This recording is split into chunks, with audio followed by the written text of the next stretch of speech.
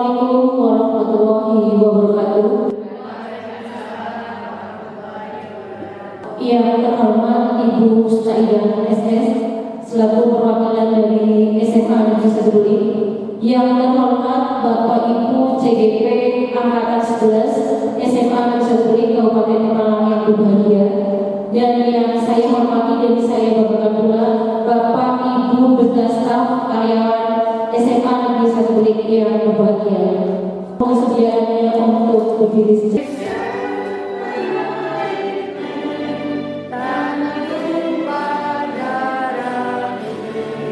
Untuk acara selanjutnya yaitu sambutan yang akan disampaikan oleh Ibu Saidah SS. Assalamualaikum warahmatullahi wabarakatuh. Ini ada beberapa Bapak Ibu yang belum masuk ke kegiatan CGP, mudah-mudahan juga bisa memanfaatkannya. Apa yang nanti akan dipaparkan itu benar-benar bermanfaat. Ucapkan Bismillahirrahmanirrahim. Terima kasih budaya positif angkatan CGP angkatan 11 Kabupaten Pemalang SMA Negeri 1 Duri saya buka. Yang pertama akan disampaikan oleh Ibu Retno Listianingrum terkait dengan materi budaya positif dan nilai-nilai kebajikan universal. Pelaku CGP Angkatan 11 dari Kabupaten Pemalang ingin memaparkan tentang disiplin positif yang ada di modul 1.4. Ya, terkait gerakan-gerakan ada yang ikut yang lain silahkan ikuti ya.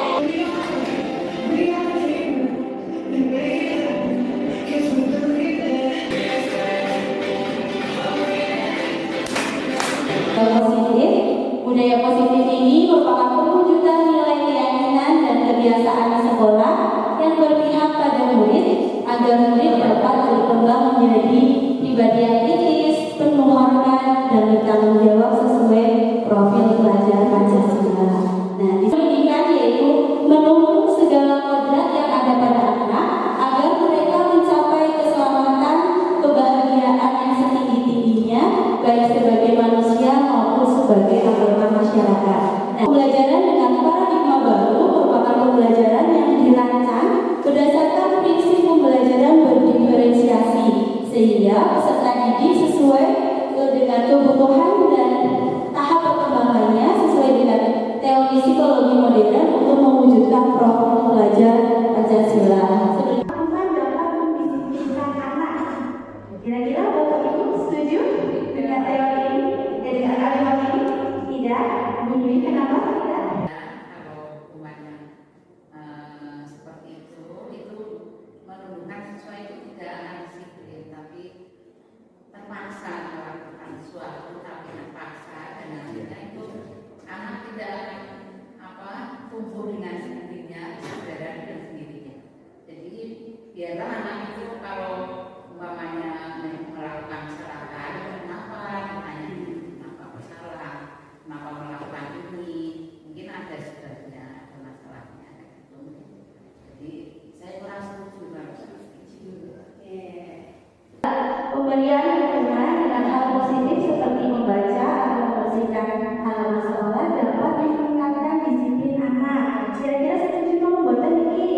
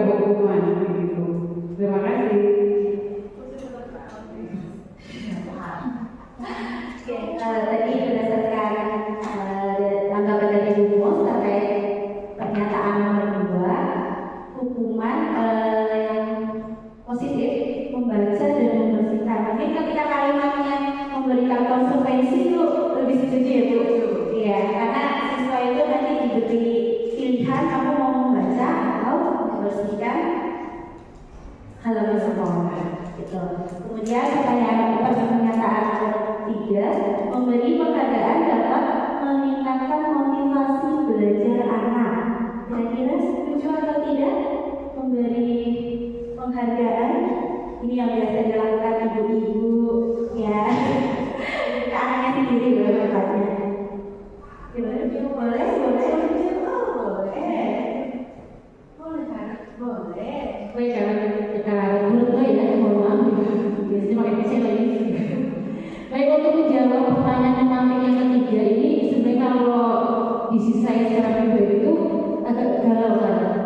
Memberi penghargaan dapat meningkatkan motivasi belajar anak. Kalau dalam konsep penghargaan yang bentuknya mungkin kayak dikasih uang sesuatu yang mudah, mungkin saya kurang setuju. Jadi konsepnya menurut saya ketika motivasi anak itu harus benar-benar kayak muncul dari dalam dirinya sendiri. Jadi jangan sampai ketika misalkan ketika dikasih nanti dia jadi baik, tapi nanti ketika tidak dikasih kemudian nanti dia jadi biasa-biasa saja. Tapi mungkin kayak kalimat penghargaan ini diganti dengan kata apresiasi, mungkin yang benar ya. Jadi ketika ada anak melakukan sesuatu yang baik, kita berikan apresiasi istilahnya. Tapi kalau untuk menjawab setuju dan tidak setuju, ketika penghargaan bentuknya sesuatu yang uang dan segala macamnya, mungkin saya tidak setuju. Jadi kalau apresiasi itu harus, mungkin menurut saya seperti itu. Jadi agar motivasinya itu bisa muncul dari internalnya siswa tersebut ya Bu. Bungkus mau menambahkan boleh betul? Iya, jadi memberi penghargaan dapat meningkatkan motivasi belajar anak. Kita menggarisbawahi kata penghargaan. Kalau di sini penghargaan dengan kata-kata puja, ya, memberikan ucapan apresiasi, mungkin dengan bintang 1, bintang 2, bintang 3 seperti yang di kelas poin, saya sih setuju. Tapi kalau di sini penghargaannya berupa materi, memberikan makanan, memberikan permen, memberikan apa, saya khawatir nanti ada teman-teman yang lain yang tidak pintar gitu ya, misalnya atau mungkin agak lambat di dalam kelas, dia merasa down. Oh, lagi-lagi anak itu seperti itu. Jadi saya cenderung setuju apabila penghargaannya berupa apresiasi, tetapi saya tidak setuju apabila penghargaannya berupa benda. Begitu Bu Retno. Iya, terima kasih atas pendapatannya Bu Laila. Terkait dengan pertanyaan nomor 3, memberi penghargaan dapat meningkatkan motivasi belajar. Ya, kalau mungkin yang lain juga punya pendapat yang mirip-mirip sama mereka, yang agak galau ya terkait dengan meningkatkan motivasi belajar anak. Penghargaan itu mungkin lebih tepatnya untuk tidak berupa materi, bisa kalimat-kalimat motivasi, selamat, terus kemudian ya ungkapan-ungkapan yang menambah semangat anak gitu. Ya, dari pertanyaan-pertanyaan ini berarti intinya kita sudah mulai bisa nih membedakan antara hukuman, kemudian apa tadi, konsekuensi, ya. Kemudian selanjutnya terkait dengan teori stimulus dan respon. Di teori ini menggambarkan proses komunikasi secara sederhana yang hanya melibatkan dua komponen, yaitu media massa dan penerima pesan atau halayak. Ya. Nah, di selanjutnya ada teori yang satu lagi terkait dengan teori kontrol. Teori kontrol sosial memfokuskan diri pada teknik dan strategi yang mengatur tingkah laku manusia dan membawanya pada penyesuaian atau ketaatan pada aturan-aturan masyarakat. Terkait dengan miskonsepsi tentang teori kontrol. Teori kontrol ilusi ini sifatnya mengontrol, padahal mungkin tidak. Ilusi bahwa kritik akan kritik dan membuat rasa bersalah itu akan mematahkan karakter. Mungkin bisa jadi tidak. Kemudian ilusi bahwa semua penguatan positif atau bujukan efektif dan bermanfaat. Kemudian ada ilusi bahwa orang dewasa itu berhak memaksa. Ini sangat kontrol sekali versinya kita kan ya, mengontrol sekali. Nah, tapi ternyata ini adalah sebuah miskonsepsi. Terus yang sebenarnya itu seperti apa? Nah, ini ada perubahan paradigma dari teori kontrol, ilusi guru mengontrol murid. Jadi pada dasarnya kita tidak dapat memaksa murid untuk berbuat sesuatu jikalau murid tersebut memilih untuk tidak melakukannya.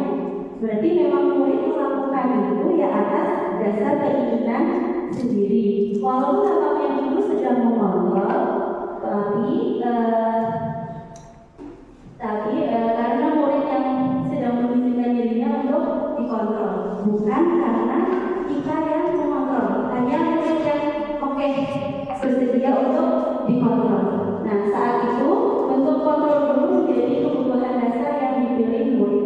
Teori kontrol ini menyatakan bahwa semua perilaku memiliki tujuan, bahwa terjadi perilaku yang tidak disukai. Kemudian ada ilusi bahwa semua penguatan efektif itu akan semua penguatan positif, efektif dan bermanfaat. Penguatan positif atau tujuan adalah bentuk kontrol segala usaha untuk mempengaruhi murid agar mengulangi suatu perilaku tertentu adalah usaha untuk mengontrol murid tersebut. Dalam jangka waktu tertentu, kemungkinan murid tersebut akan menyadarinya dan mencoba untuk menolak rujukan kita, atau bisa jadi murid tersebut menjadi tergantung pada seorang guru untuk berusaha. Jadi ini terkait sama kreativitas ya. Misalnya kita mengontrol mengontrol siswa untuk melakukan ini terus, tapi pada satu titik dia menemukan hal tertentu sehingga udah enggak, atau pilihannya nantilah untuk perintah guru.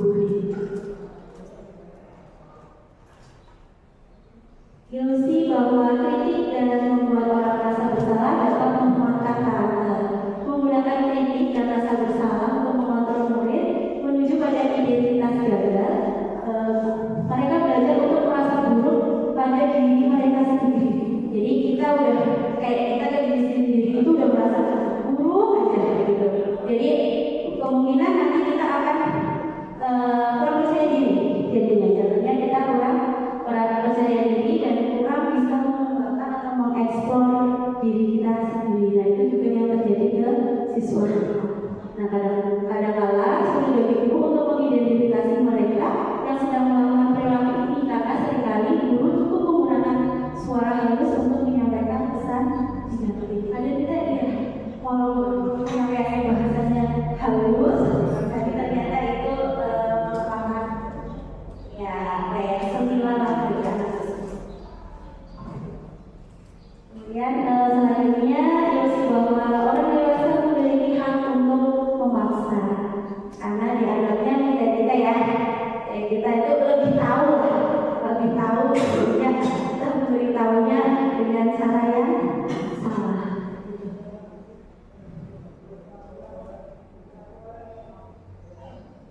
Ini ada perubahan paradigma antara stimulus respon dari teori kontrol. Siapa yang sebenarnya memiliki kontrol? Di tabel ada tabel stimulus respon, yang satunya ada tabel kontrol atau pilihan. Misalnya nih, kita mencoba mengubah orang agar berpandangan yang sama dengan kita. Kemudian yang satunya kita berusaha memahami pandangan orang lain tentang kita. Bagus ya? Kita berusaha memahami pandangan orang lain tentang hidupnya. Ya. Kemudian di situ ada beberapa pernyataan, bisa dibaca sendiri ya, tentang respon dan kontrol.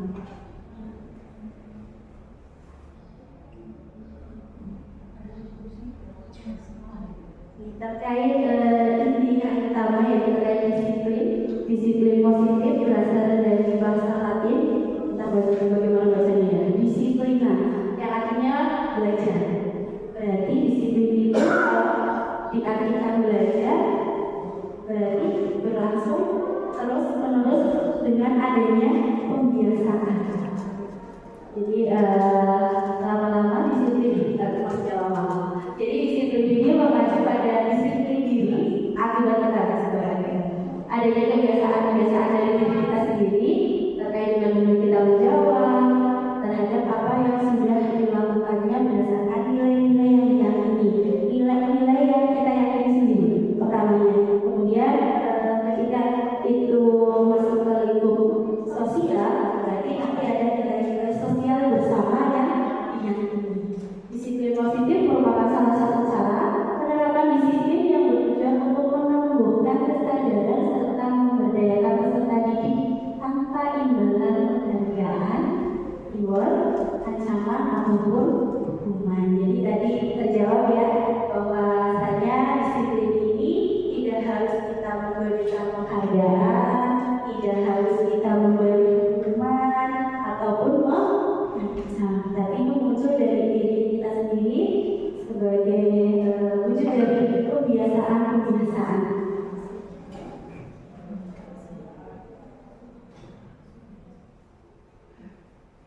Jadi intinya ketika seorang memiliki rasa disiplin diri berarti mereka sudah bisa bertanggung jawab terhadap apa yang dilakukannya karena mereka berdasarkan tindakan mereka berdasarkan nilai kebijakan yang universal.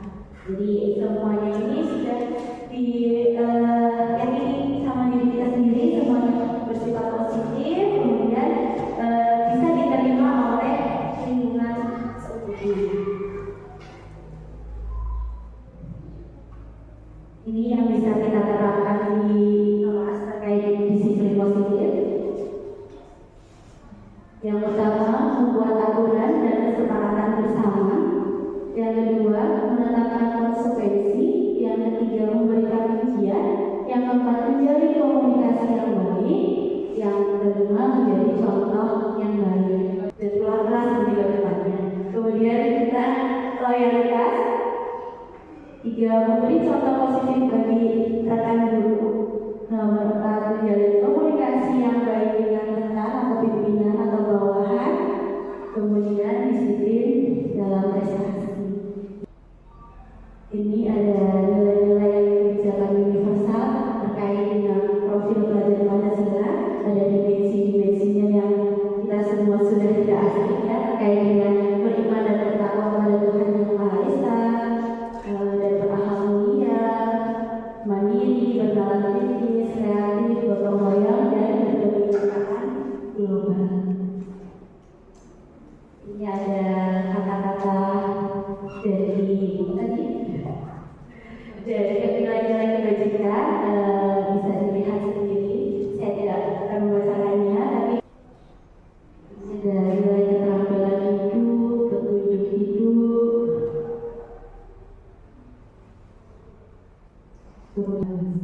Baik. Oke, selanjutnya saya persilakan ke pemaparan yang kedua tentang motivasi perilaku manusia. Pada Bu Dewi, saya persilakan.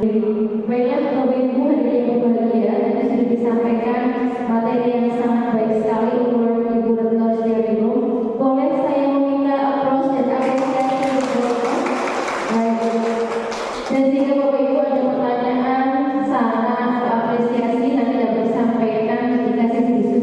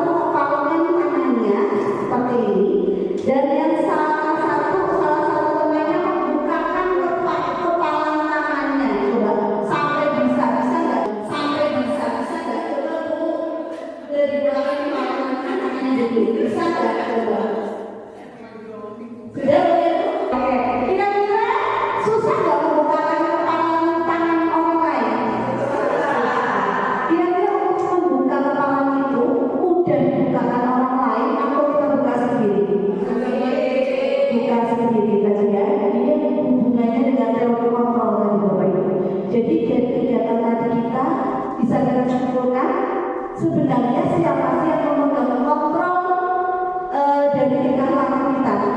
Orang lain atau diri kita sendiri? Iya, jadi diri kita sendiri, Bapak Ibu. Jadi kita itu tidak bisa mengontrol orang lain, karena lebih susah mengontrol orang lain daripada kita mengontrol diri kita sendiri. Nah, kita masuk kepada motivasi, Bapak Ibu. Ini juga berhubungan dengan motivasi yang dimiliki oleh manusia, seperti itu, Bapak Ibu. Nah, di sini ada motivasi ekstrinsik, yaitu tadi motivasi yang diminta oleh orang lain.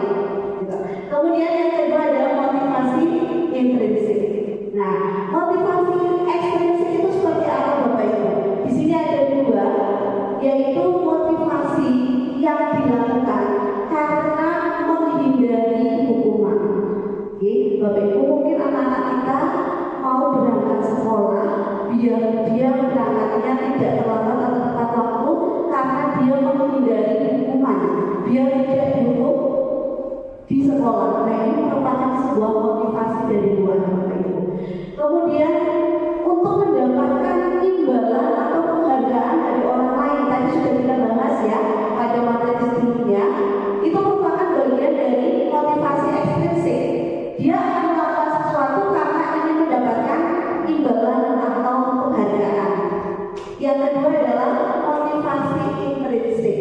Nah, ini adalah motivasi yang tumbuh dari diri kita sendiri atau dari anak. Kalau kita bukan dalam dunia pendidikan dari siswa ya, Bapak Ibu, siswa punya motivasi dari diri sendiri. Nah, motivasi ini adalah untuk menjadi sosok yang mereka inginkan, menghargai diri sendiri dengan nilai-nilai yang dipercaya. Tadi sudah dibahas nilai kebajikan. Berarti nilai-nilai kebajikan yang sudah dipercaya oleh siswa atau murid itu sudah mereka sadari. Mereka ingin menjadi orang yang seperti apa? Menghargai dirinya sendiri dengan nilai-nilai tersebut. Selanjutnya, di sini ada konsep identitas gagal dan konsep identitas sukses, Bapak Ibu. Nah, konsep disiplin identitas gagal itu meliputi sebuah hukuman dan penghargaan. Kenapa? Karena hukuman itu menyakitkan, betul atau tidak, Bapak Ibu? Betul ya. Anak itu merasa sakit hati ketika dihukum. Kemudian kira-kira kalau kita dihukum nyaman atau tidak, Bapak Ibu? Tidak nyaman. Dia akan merasa terpaksa. Kemudian dia akan menyembunyikan kesalahannya untuk menghindari sebuah hukuman. Kemudian anak-anak atau murid yang kita hukum itu akan merasa rendah diri. Nah, kemudian selanjutnya, Bapak Ibu, penghargaan yang kita selama ini anggap bahwa ketika kita memberikan penghargaan akan menumbuhkan motivasi siswa untuk lebih baik, seperti itu. Padahal di sini merupakan identitas gagal, Bapak Ibu. Yang pertama, dengan penghargaan itu tidak efektif. Ya, tadi sudah disebutkan ya di materi sebelumnya. Kemudian merusak hubungan atau sifat iri, Bapak Ibu. Ketika kita memberikan penghargaan kepada anak yang berhasil, kemudian anak yang belum berhasil tidak diberikan penghargaan atau hadiah, ya, lebih condong hadiah, mereka akan iri, mereka akan rendah diri. Saya tidak bisa apa-apa karena saya tidak diberikan hadiah atau penghargaan. Kemudian mematikan kreativitas. Kalau kita tidak diberikan penghargaan, saya tidak akan melakukan yang terbaik. Kreativitas saya akan berhenti di situ. Kemudian merampas hak menghargai dirinya, karena tadi jadi yang iri tadi ya, akhirnya anak-anak tidak menghargai dirinya. Kita lanjutkan ke disiplin identitas. Konsep disiplin identitas yang sukses itu seperti apa? Bisa dilakukan melalui konsekuensi dan restitusi. Nah, untuk restitusi sendiri ini nanti akan dibahas lebih lanjut di materi berikutnya ya, Ibu. Nah, kita bisa bedakan. Kalau konsekuensi itu jangka pendek, Bapak Ibu, ya. Jadi ketika anak diingatkan tentang kesalahannya, dia akan memperbaiki gitu ya. Dia akan sadar, tapi jangka pendek, Bapak Ibu. Kemudian perlu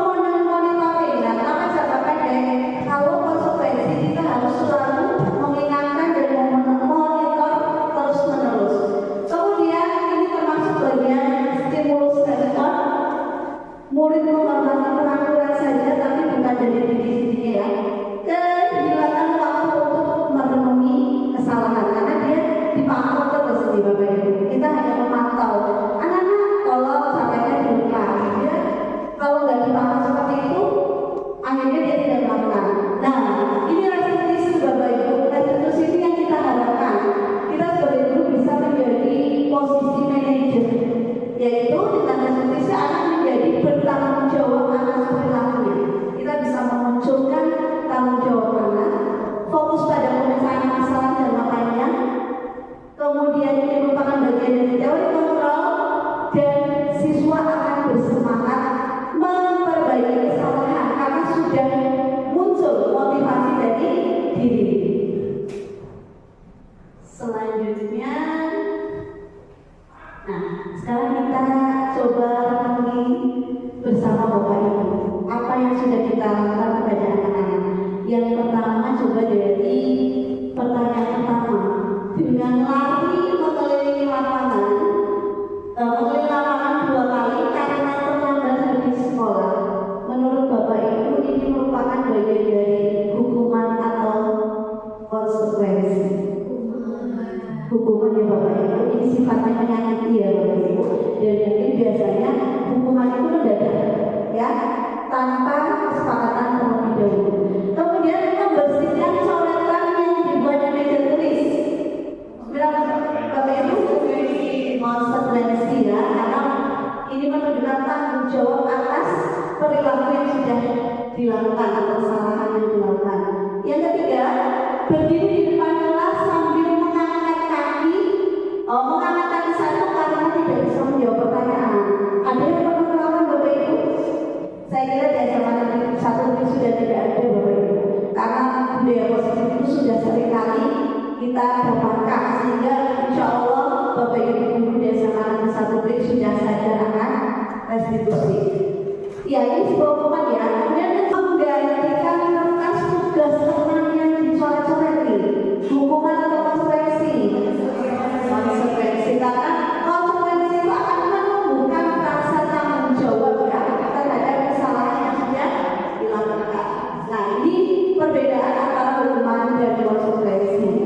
Hukuman itu menyakitkan, kalau konsekuensi itu sesuatu yang harus terjadi. Hukuman itu biasanya hubungannya dengan fisik ya Bapak Ibu. Kalau kita membuat konsekuensi harapannya yang bermanfaat buat anak. Contohnya kalau di bahasa Inggris ya ini bumus, saya itu biasanya misalkan ketika terlambat harus menghafalkan kosakata. Nah ini kan punya manfaat buat murid. Kemudian kalau hukuman memaksa, kalau konsekuensi itu stimulus tanggapan atau stimulus respon. Kemudian di sini ada mendorong anak menjadi diri sendiri. Ketika dengan konsekuensi mendorong anak agar mudah menyesuaikan diri. Nah, kalau dengan hukuman anak biasanya marah atau tidak Bapak Ibu? Ada rasa marah nggak? Ya, marah, rasa bersalah, kemudian merasa dipermalukan, gitu ya. Nah, tetapi kalau dengan konsekuensi anak kehilangan hak, dibuat hanya tidak nyaman saja dan merasa tidak nyaman untuk sementara itu saja, sehingga antara hukuman, konsekuensi dan restitusi harapannya kita menjadi posisi manajer ya dengan memberikan restitusi. Oke, pernah nggak kita mendengar istilah dihukum dengan penghargaan Bapak Ibu? Pernah ya. Oke, kenapa kok dihukum dengan penghargaan? Bisa diberikan pendapatnya mungkin? Baik, mohon maaf kalau yang saya pahami Ibu Lili, kadang-kadang memberikan penghargaan kepada anak, tapi kita tidak pernah tahu bahwasanya penghargaan itu justru malah menjadi sebuah hukuman untuk anak itu. Misalnya seperti yang di situ kita janjikan ke anak-anak, nanti anak-anak Bu ini berikan ini, yang penting kamu seperti ini. Ternyata dia itu tidak sadar dari perilakunya, atau malah kadang dia merasa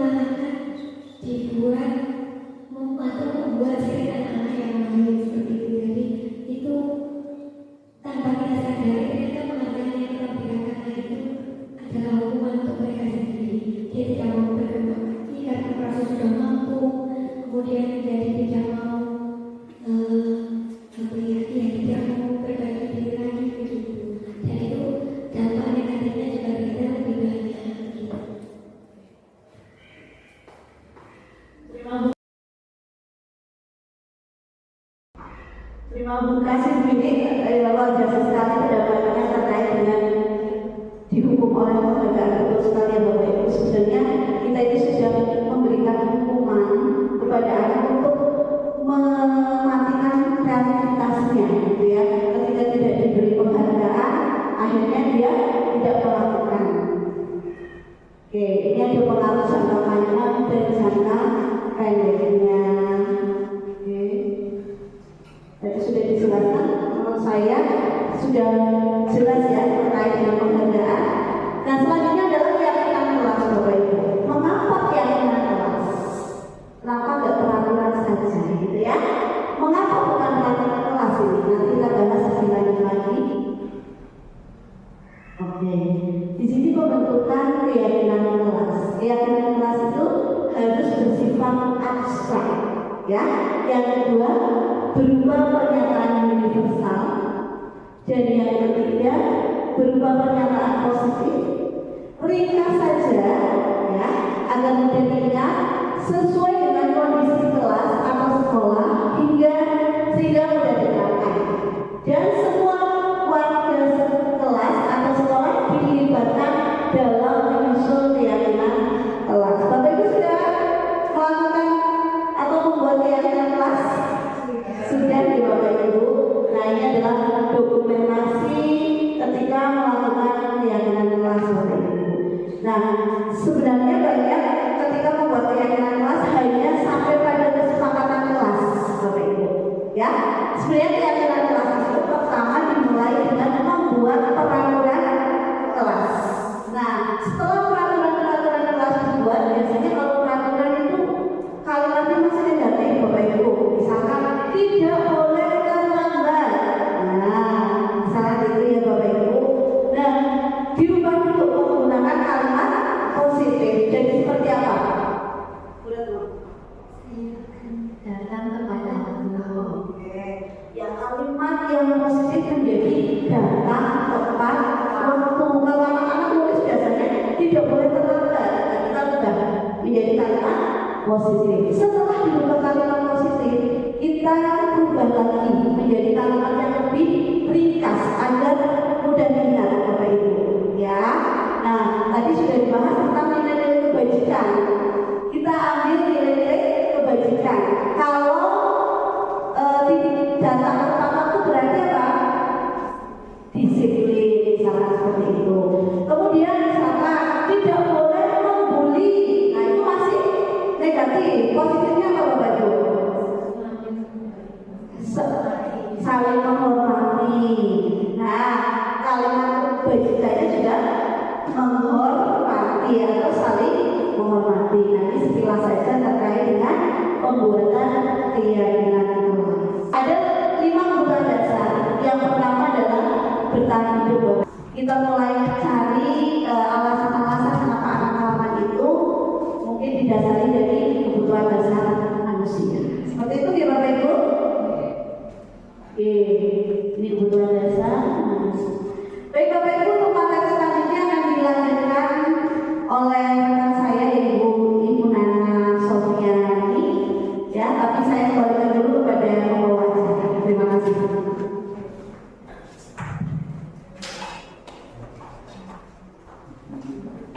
Terima kasih kepada Ibu Lili Afida yang sudah menyampaikan materi dengan sangat semangat dan menarik. Baik, sekali lagi Bapak sekalian kita berikan aplaus untuk Ibu Lili. Baiklah, untuk materi selanjutnya saya beri kesempatan kepada Ibu Nana Sofiani untuk menyampaikan materi terkait dengan 5 posisi kontrol guru dan segitiga eksekusi. Pada beliau kami persilakan. Assalamualaikum warahmatullahi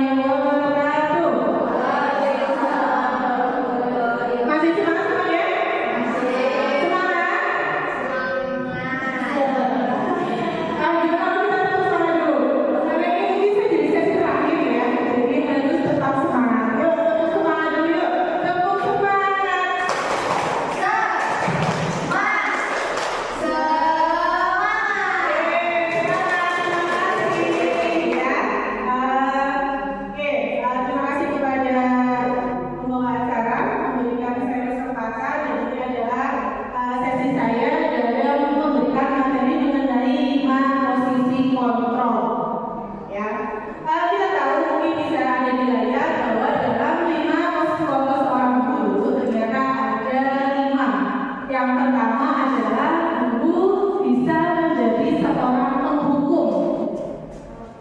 Lalu guru bisa menjadi seorang pembuat rasa bersalah. Dan yang ketiga, psikologi guru bisa sebagai kontrol teman. Yang keempat sebagai pemantau, dan yang kelima sebagai manajer. Nah, mungkin dari 5 ini kita bisa meresapi dulu ya, kira-kira selama kita menjadi guru ya, pernah pada di posisi mana atau sedang melakukan di kontrol sebelah mana. Ya, akan kita lihat ada sebuah kasus. Ini sering terjadi, mungkin bukan di sekolah kita, tapi banyak di sekolah yang lain ya. Siswa terlambat datang ke sekolah. Nah, siapa ya? Oke, kalau kita mau jadi guru sebagai penghukum, mungkin kata-katanya seperti ini. Kamu selalu saja terlambat. Sekarang keliling lapangan basket 10 kali. Tiba-tiba begini, ketika anak-anak sudah datang dengan kos-kosan, yang nafas belum mengatur, alhamdulillah dia mau datang ke sekolah, terus dia dikasih hukuman lapangan, bukan lapangan lagi, berlari ke lapangan basket 10 kali. Dampaknya apa? Mungkin mulut marah dan mendendam. Iya tadi dikatakan bahwa ketika datang saja dengan tergesa-gesa, alhamdulillahnya datang dengan sehat dan selamat dan mau datang, tapi sudah dikasih sebagai hukuman untuk berlari. Ya, ini pernah dipakai sama Bapak Ibu semua? Jangan ya, ini jangan bagaimana ini mungkin pernah atau pernah kita melalui dulu juga pernah ya. Ini jangan untuk kita sekarang. Lalu yang kedua, guru membuat merasa bersalah. Nah nih, berapa kali sih Bapak Ibu mengingatkan kamu selalu buat saya kecewa. Ya, terus bagaimana sih? Ya, jadi anak merasa, ya Allah, aku sekarang alhamdulillah ya Allah, dibayarin. Dampaknya apa? Murid akan merasa menjadi orang yang gagal. Harusnya Bu ditanya dulu kalau udah selamat sampai sini. Dan anak itu tidak dapat membahagiakan orang lain. Ya, jadi membuat rasa bersalah ternyata jangkanya mungkin tidak pada hari itu, tetapi bisa jadi jangkanya jauh panjang ke depannya. Jangan ya, Bapak Ibu. Atau kalau sudah family-nya, ya, sudah di destinya, kita sama murid, adalah gitu ya, kita anggap mereka jadi teman. Ayo dong, ikuti aturan sekolah. Ya sudah, apa-apa bis. Lain kali tapi jangan diulangi lagi ya. Nah, dari sini percakapannya terlihat ya bahwa memang bagus kita seorang guru itu dekat dengan siswa. Tetapi dalam hal ini kita harus tahu bagaimana yang mendidik yang benar. Karena ketika kita selalu friendly atau berteman dengan siswa, maka dampaknya apa? Murid akan merasa akrab dengan guru. Alah, apa-apa lah, si tiket guna. Kalian benar itu saya bisa sama saya. Maka gitu. Kalau apa-apa lah sedikit. Namun murid juga akan menjadi tergantung pada guru tersebut. Atau misalnya kalau murid tersebut pikirnya saya hari Senin, jadi nggak masalah kalau sedikit di hari Senin. Begitu. Atau dia hanya berani, misalnya anak kita terlalu friendly kepada kita, terlambat di hari Senin, kesananya adalah disiplin. Itu juga tidak bagus. Sebagai pemantau, mantau ya, ini kamu sudah melanggar peraturan sekolah, kamu tahu konsekuensinya. Nah, di sini sudah memberikan sedikit apa ya? Dia memberikan mengingatkan yang dulu yang pernah disepakati bersama. Karena di sini ada kata-kata yang namanya kamu tahu konsekuensinya, dan kita tahu konsekuensi itu berbentuk setelah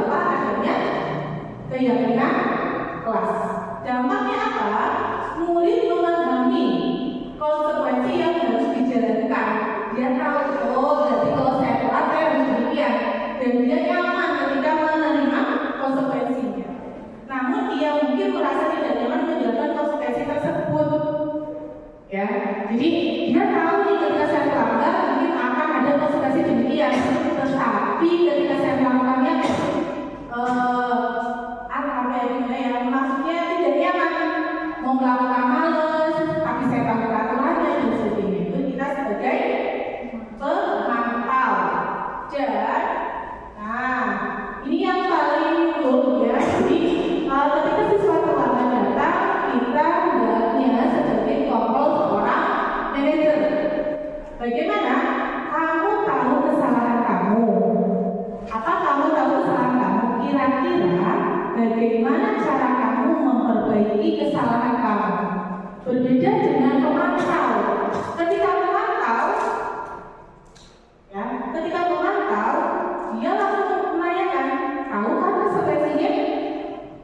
Jadi yang ingat ketika dia datang, aku harus begini. Makanya tidak nyaman ketika melakukan konsekuensi. Tetapi berbeda ketika ada manajer. Guru mengajak siswa, ya, di sini untuk kira-kira yuk cari cara bersama-sama untuk memperbaiki kesalahan kamu biar tidak terlambat lagi, sehingga dampaknya bagus, ya, baik secara psikis maupun secara semangat dia belajar. Murid memiliki tanggung jawab untuk mencari jalan keluar permasalahannya, karena dipastikan ketika Bapak Ibu guru memperbaiki atau mencoba ya menggali bagaimana caranya, berarti Bapak Ibu guru tersebut sudah mencari tahu kenapa sih nak kamu datang terlambat, ada apa sih nak kamu datang terlambat. Jadi sudah tahu, sudah menceritakan alasan yang dia terlambat dulu. Sehingga setelah itu stepnya adalah bagaimana mencari cara untuk memperbaiki kesalahannya bersama-sama. Nah, kira-kira dari pengalaman Bapak Ibu guru yang di sini, dari 5 posisi kontrol, ya, yang ada pada posisi kontrol di sini menghukum, membuat rasa bersalah, teman, pemantau dan manajer. Dari pengalaman Bapak Ibu guru, baik mungkin pengalaman yang di masa lalu atau yang sedang sekarang Bapak Ibu guru jalankan sebagai guru tentunya, itu adalah pengalaman yang mengingatkan, ya, kita dulu menjadi siswa atau kita sekarang yang menjadi guru. Mungkin ada pengalaman dulu ketika dulu menjadi siswa terus pernah bertemu, ya, dengan Bapak Ibu guru yang dulu menggunakan yang ikut kontrol yang mana. Mungkin ada Bapak Ibu guru yang akan memberikan cerita pengalaman. Untuk posisi kontrol, ya saya tidak karena saya bukan termasuk guru C ya. Saya hanya pengalaman, ya, hanya melihat rekan-rekan yang lagi semangat ini dengan mengikuti seperti saya sering mendengar dan lain sebagainya. Ternyata, ya, karena saya dulu belum tahu ya masalah ini. Jadi kalau saya khususnya kalau pelajaran umpamanya itu saya suruh menghitung saja, menghitung 1 sampai 100 pakai bahasa Jawa. Itu banyak yang tidak tahu, banyak yang tidak tahu, ya. Dan dengan caranya gimana? Kalau kita setiap hari dia coba dicoba kalau bicara sama itu pakainya bahasa Jawa. Sudah kita berkali-kali seperti itu, ya, umpamanya nomor TV apa gitu. Coba kamu hitung 1 sampai 100 pakai bahasa, nggak bisa. Terus akhirnya caranya gimana ya? Saya pernah menyuruh anak juga, coba kamu tulis saja di buku, menulis 1 sampai 100 pakai bahasa Jawa. Ternyata kalau seperti itu tidak dibolehkan, gitu ya, dengan seperti itu. Tapi ada anak juga yang diperlakukan seperti itu, ternyata anak juga bisa, gitu. Tapi ada juga anak yang tidak bisa. Jadi saya kira tergantung anak keminatan itu untuk belajar sendiri, untuk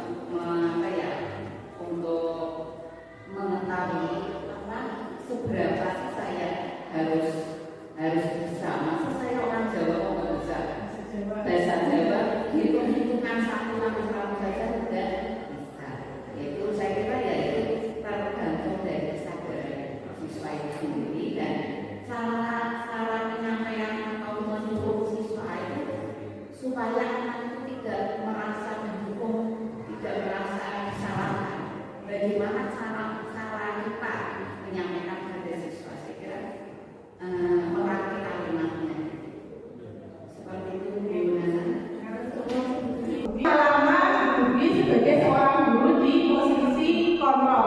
Mungkin Bapak Ibu yang lain punya pengalaman tidak? Ketika dulu menjadi siswa menemukan guru di posisi ini. Monggo. Terima kasih.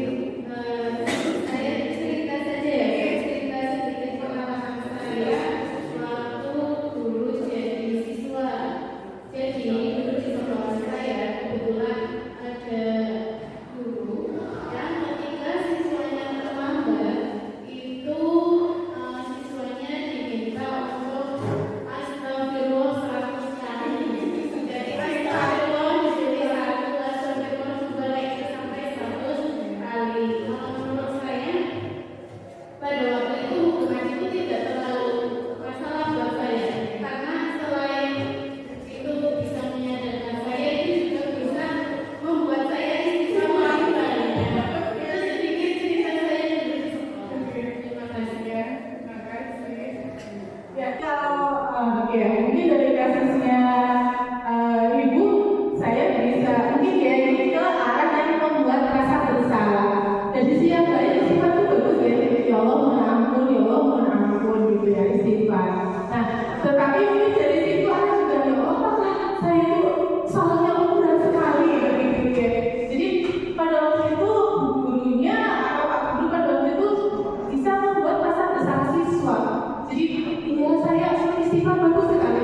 Ya Allah mohon ampun, ya Allah mohon ampun ya bagus sekali. Tapi dalam lubuknya hati dalam kayak gini, mungkin akan merasa menjadi orang yang gagal dan tidak dapat membahagiakan orang lain ya.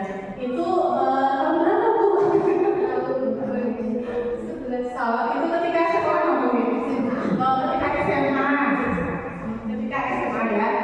Jadi ternyata setelah kita ya, semoga ini juga menjadi penyumbang informasi diseminasi ya, bahwa kita harus pada di posisi dan ada di sini manajer ya, berusaha dan belajar ya menjadi seorang manajer. Jadi murid memiliki tanggung jawab untuk mencari jalan keluar permasalahan itu ya. Oke. Nah dari kontrol tadi kita bisa ya merangkum atau ketika kita bertemu dengan ya real kegiatan atau kejadian di sekolah, kita bisa menerapkannya menggunakan segitiga restitusi. Ya, di mana segitiga restitusi merupakan proses dialog. Nah, harus ada dialog. Berarti bertemu dengan siswanya, berkomunikasi. Yang dilakukan guru untuk menjadikan murid yang mandiri dan bertanggung jawab. Jadi mandiri untuk dirinya sendiri dan bertanggung jawab untuk kepada lingkungannya. Di mana ya ketiganya itu melewati yang pertama, kita harus menstabilkan dulu identitasnya. Jadi jangan sampai anak itu kayak merasa aku yang paling bodoh, aku yang paling bersalah, aku yang paling yang tidak baik, yang paling negatifnya. Lalu yang kedua, validasi tindakan yang salah. Di sini menanyakan kenapa sih kamu terlambat, kenapa sih kamu jadi temannya dan sebagainya. Yang ketiga itu ada menanyakan keyakinan. Nah makanya ini sudah diperlukan, nanti sudah ada keyakinan dari materi di awal. Dan itu memang harus melalui dialog. Bagaimana visinya? Oke, yang pertama dengan menstabilkan identitas. Yang pertama kita mungkin bisa mengucapkan ya bahwa nah berbuat salah ya memang wajar karena manusia itu gak ada yang sempurna kok ya, dulu juga gak sempurna gitu. Jadi kita dulu juga pernah menjadi siswa kemudian jadi menstabilkan bahwa Yolana kamu tuh bukannya buruk sekali. Lalu ibu atau bapak tidak mau mencari siapa yang salah, tapi ingin mencari solusi dari masalah itu. Jadi tidak memojokkan siswa. Memvalidasi tindakan yang salah. Nah, tadi yang saya utarakan di depan, kita cari dulu namanya dialog, mencari dulu apa sih alasan kamu yang terlambat. Kenapa sih kamu jadi temannya? Kenapa kamu membuang sampah sembarangan? Lalu kamu melakukannya karena menjadi sesuatu yang penting buat kamu kan? Misalnya ketika dia marah sama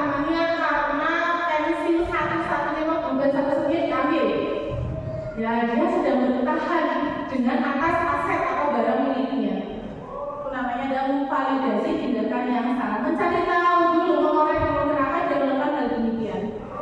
Nah, yang terakhir adalah kita flashback lagi. Nah, dulu kan kita punya keyakinan kelas bersama-sama, kesepakatan bersama. Nah, nilai apa yang pernah kita sepakati bersama? Jadi mengulas bahwa kita punya kesepakatan itu. Dan kamu ingin menjadi orang yang seperti apa setelah tahu kesepakatannya, ingin menjadi yang lebih baik dan lebih baik. Nah, ya untuk ketiga ini sejujurnya memang dapat ketika kita menerapkan untuk kepada siswa ya, jika ada permasalahan tertentu melalui dari apa yang pertama tadi Ibu? Menstabilkan data yang juga oke, dan yang ketiga adalah menanyakan dari keyakinan. Nah, ya, oke. Nah, ini adalah reka adegan berikut reka adegan ya dari penerapan restitusi.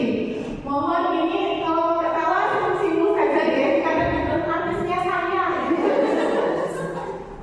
Ya, dan nanti akan berbang artisnya siapa di antara di sini. Oke.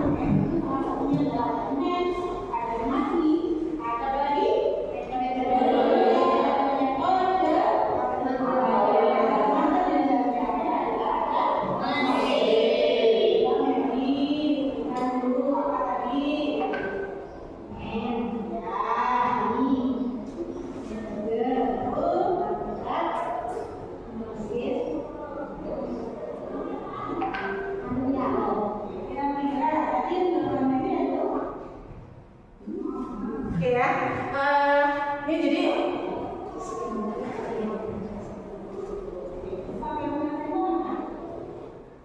oke, jadi yang tadi dikatakan dan bagaimana penerapannya. Jadi saya berusaha untuk menerapkan tiga segitiga restitusi yang tadi. Mari kita lihat keseruan harinya. Saya menanyakan kepada apa yang terjadi.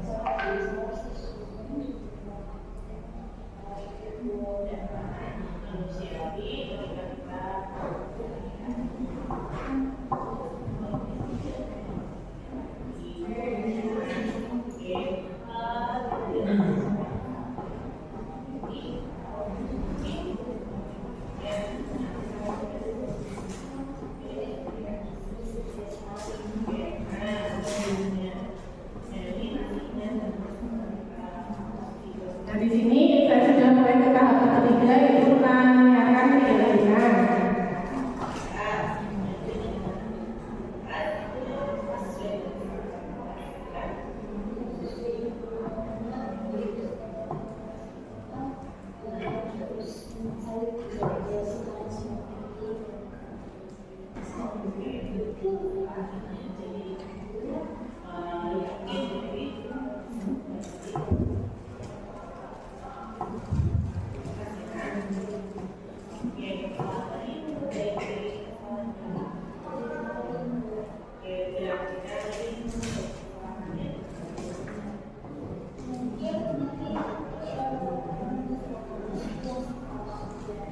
Ya, dalam menanyakan keyakinan, saya mereview kembali, ya, mereview kembali apa sih keyakinan yang belum pernah kita sepakati, ya. Jadi di sini ternyata Mary merasa dan mengakui bahwa dia sudah tidak menerapkan keyakinan tidak menghargai, ya, Bapak Ibu guru karena sedang tidur di kelas. Itu ya kira-kira dari segitiga institusi yang sudah saya terapkan dengan kasus siswa tertidur di kelas saat guru sedang menerangkan pembelajaran. Nah, dari sini bisa kita tangkap nanti ini diskusi juga, ya.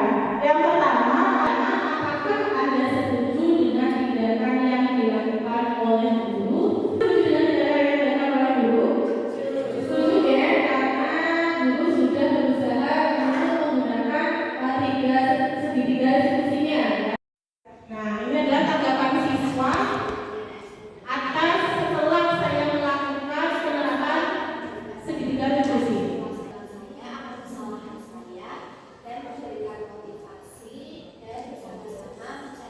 Ya, siswa merasa bahwa dia tidak merasa tertekan, dia merasa nyaman, tidak dihakimi, ya.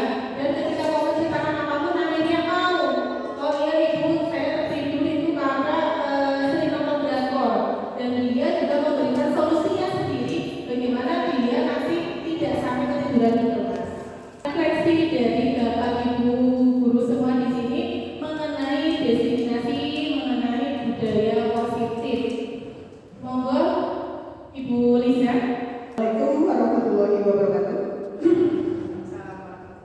Jadi ini refleksi setelah saya mengikuti kegiatan ini, Bu. Ya, jadi terima kasih kepada teman-teman CDP yang sudah memberikan ulasan tadi tentang materi budaya positif. Jadi dari awal saya banyak merenungi. Oh ternyata dulu, apalagi pas posisi kontrol itu paling saya ingat gitu ya. Jadi ketika ada siswa yang membuat suatu kesalahan gitu, saya lebih sering sepertinya membuat mereka merasa bersalah. Itu kan saya ingat dari materi. Oh berarti kayak kemarin misalnya kamu kenapa melakukan ini, saya merasa terluka. Dan itu ke depannya setelah mendapatkan materi ini, saya ingin menjadi guru yang nggak membuat merasa bersalah lagi. Saya pengen itu tadi ya, berarti kita menjadi manajer yang benar-benar itu. Terima kasih banyak kepada rekan-rekan CGP yang sudah memberikan materinya hari ini, sehingga saya banyak belajar. Kedepannya saya ingin menerapkan ilmu yang baik dari budaya positif ini di kehidupan sehari-hari saya sebagai belajar. Saya kira itu saya akhiri. Assalamualaikum warahmatullahi wabarakatuh. Terima kasih Bapak Ibu. Dari data tersebut juga menutup sebagai sesi saya. Baik, Bapak sekalian, boleh diminta aplaus dulu sebenarnya. Semoga sudah bisa lebih tahu tentang budaya positif itu seperti apa, dan semoga kedepannya seperti yang disampaikan Bapak Ibu CGP angkatan 11 tadi yang sangat memukau. Semoga kelak kita bisa menjadi pada posisi manajer semuanya. Baiklah Bapak Ibu hadirin yang berbahagia, demikianlah rangkaian acara diseminasi penyebaran budaya positif yang sudah disampaikan oleh 3 calon guru penggerak kita. Sekali lagi terima kasih, banyak manfaat ya Bapak Ibu sekalian. Semoga kedepannya kita jadi insan-insan dan Bapak Ibu guru yang lebih